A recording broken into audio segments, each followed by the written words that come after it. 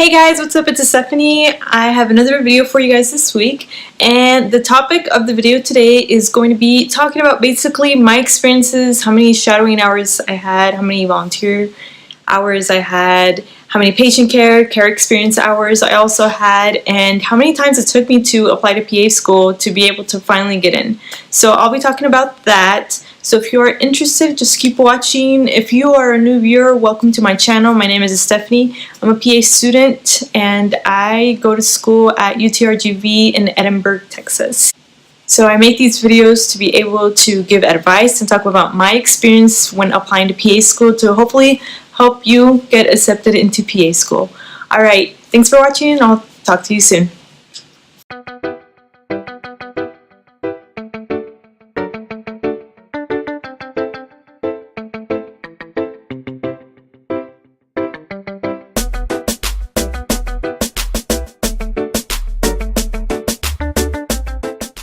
Alright, so as regards to my application, I actually applied twice. If you have not seen my other videos, I did apply twice. I didn't get in until my second try, thankfully. The first time I applied to 9 schools. I was rejected from all the 9 schools. I then applied a second time and decided to get more patient care experience hours since I had 0 patient care experience hours the first time I applied. So this may have been a reason why I was rejected from all the 9 schools I got accepted into. So the second time I got more healthcare experience hours, got patient care experience hours, had more research, and also had a new letter of recommendation. Besides that, my application was almost the same. I did twerk a few things here and there on my personal statement, but besides that, my personal statement was the same. So thankfully, I was accepted the second time. Now, in regards to my healthcare experience, what type of healthcare experience I have, I worked as a registrar in the admissions committee and also front desk for about 5 years in total. So I had about 14,000 hours of healthcare experience the second time that I applied. Since my job working in the registration and admissions committee, I didn't deal with patients hands-on. I did interact a lot with them by basically obtaining information, their demographics, next of kin, person of contact in case of emergency, insurance information, all that. I did interact a lot with them. I also interacted a lot with the individuals who worked in the settings, whether it was an ER, where I interact a lot with the physicians, whether it was in the urgent care, the physician assistants, nurses, medical assistants, ER technicians, paramedics, etc. So I did interact a lot with them, and I learned a lot those 5 years that I had all that healthcare experience. It actually made me choose to want to become a PA and to learn more about the career. Because before I started or decided that I wanted to become a PA, I wanted to become a dentist. So I was interested in dentistry. I started shadowing a dentist. I then decided that dentistry was not for me. I then worked alongside PAs. There was a lot of PAs who told me, you know what, you should do the career for PA. It's a great career, specifically since you want to be a mom and you're going to get married. I am married now. So PAs persuaded me and convinced me to pursue the PA career, and that's where I am now, thankfully. So I'm very happy that I have chosen the career to become a PA. Now, in regards to my patient care experience hours, the second year I told myself, you know what, I have to get some type of patient care experience hours. I had a lot of things in mind, becoming an EMT, medical assistant, ER technician, etc. But I did not want to go back to school for that, and I did not want to pay money to attend the colleges to get the certificates. I know that's bad, but that was just my opinion. I didn't want to do it. And being that I worked in the ER for 5 years, I had seen how some of my other fellow coworkers who worked in the same department as I had were cross-trained because they showed that interest in becoming, whether it was a physician assistant, nurse practitioner, a nurse, or even a physician.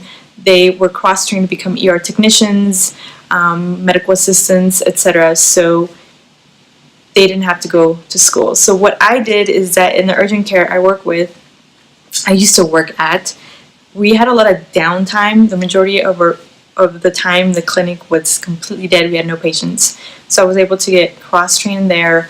I followed the medical assistants I work with. They call them, or LMRTs, basically, that they are able to also shoot x-rays and do medical assistant duties. So I followed them around and they showed me how to do injections, how to triage patients, how to give a report to the PAs or the provider who was in the back. So I learned a lot from them, and then from there I was able to do these duties at my job, which I counted as medical assistant for my PA application the second time. So the second time I was able to get 1,600 hours, which was about a year. I did work about 40 hours or plus sometimes because I tried to work as much as I could. I'm a workaholic, and I tried to get as many hours as I could and try to save up as much money as I could for PA school. So I had 1,600 hours of patient care experience. As you can see, it's not that much. Most of the individuals who got accepted had over 10,000. They had years and years of whether it was being EMT, ER tech. So they had a lot of experience. I had very minimal experience, but I did have a lot of healthcare experience hours, so that's what I think I had going on for me. Another thing that I also had was I had 2 years of research experience. Another video that I have talks about my research. Basically, I worked with my professor and with the city of San Antonio in basically during the Zika outbreak in 2016. Everybody was worried about Zika, and the mosquitoes that transmit Zika are located in the city of San Antonio where I used to live.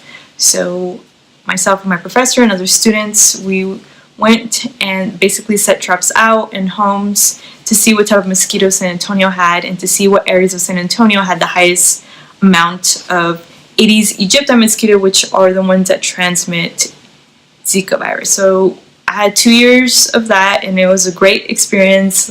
Like I've said in my other videos, I really recommend you guys to do some type of research because you gain a lot of skills, whether it is teamwork skills, critical thinking skills.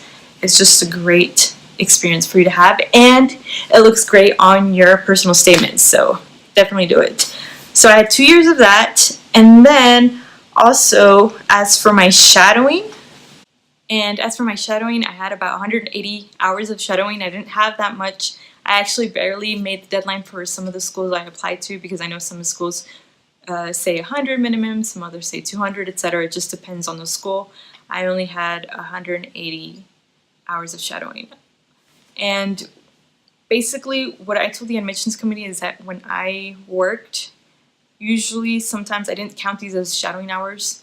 If we were dead and we had a really cool patient in the back, if a patient came in with a really cool diagnosis or something just really weird, then I would go to the back and basically shadow the PA, and then after the patient was discharged, we would just discuss the case. I would discuss the case with the PA.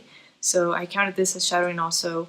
Also, whenever I went back and shadowed the PA during when he was doing some type of suture or etc., I also counted these hours. So that's why I didn't have that many, I only had 180. Alright guys, so that is my application. Like I said, I got in until the second time. Most of the individuals that I actually went and talked to when I was at UTRGV a few weeks ago, some of them didn't even get in until the third time. There was that one individual who did get in their first time and they only applied to that school, so that's great for them. But the majority of them didn't get accepted into PA school the second or until the third time. So don't feel demotivated if you don't get accepted the first time you apply. Just keep applying and applying because PA school is pretty competitive, guys, to be honest. But if they see that you are constantly applying, that you're not losing that motivation, then you will get accepted, guys. And also don't demotivate yourself. You make it in the first time, which is fantastic. I unfortunately didn't. I did get waitlisted though. Finally, I did, and then finally rejected. But my sister just also applied, and she applied the first year. She got rejected also. So this is her second year applying. So I'm just hoping she gets in also. So don't lose motivation, guys. Good luck. If you guys get in this year, fantastic. Leave a comment below so I can congratulate you guys because it's hard work, guys. It really is. But once you get in, it is amazing. It's awesome. Alright guys, well thanks for watching my videos. Those are just my stats. I hope they are helpful for you guys. I also had a lot of C's in my undergrad. So I had C's in chemistry, organic chemistry. I hated organic chemistry. I barely passed OChem 2, like barely. I don't know how I got a C. I think I got like a 69 point something, but I was really bad at chemistry. I hated chemistry so much. And so I had 2 C's in OChem 1 and OChem 2, and then I had 1 C in Gen Chem 2, and then I got another C in genetics. So, you know, I'm not perfect, guys. I got C's in my undergraduate classes, and I still was accepted to PA school. So if you have C's in your classes, don't feel demotivated, okay? Apply to PA school. If you don't get in this year, keep applying, you'll get in. Alright guys, thanks for watching my videos, and I'll talk to you guys soon. Bye.